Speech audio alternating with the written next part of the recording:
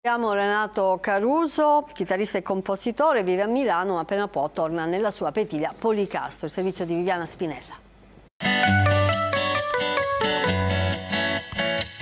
I suoni sono quelli dei videogiochi anni '80, nel visual video scorrono codici, sperimentazione analogica, musica informatica nel nuovo progetto di Renato Caruso. Si chiama La teoria del big chord, il grande accordo, i brani tutti dedicati a filosofi, scienziati e astronomi come Filolao, il pitagorico. Parla di quello che è successo 2500 anni fa e che poi Keplero, Newton e tanti altri scienziati hanno portato per fare delle scoperte che noi non immaginiamo neanche per sogno, ma hanno usato la musica per le loro scoperte fondamentali. I numeri, le corde, l'aria che si muove, la tecnologia, le sue ossessioni, così le definisce Renato Caruso, classe 1982, chitarrista e compositore di Petilia Policastro. Amo molto la mia terra, quando torno vado a Crotone e me ne sto lì, insomma, a contemplare un po' quello che magari Pitagora ci suggeriva.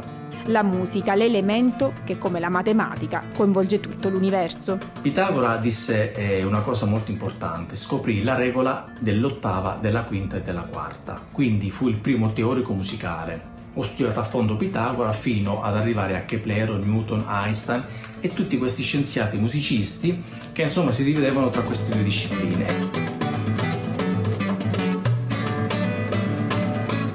Mi occupo da tantissimi anni della scienza della musica, quindi del rapporto tra matematica e musica, fisica e musica, informatica e musica. 3 album all'attivo, docente di chitarra classica, acustica ed elettrica, teoria e solfeggio, informatica, musicale. La musica, dice Caruso, non ha più confini di tempo e neanche di spazio. Le note ci sono già, è il tempo in cui si collocano che fa la differenza. Lo chiama relativismo musicale.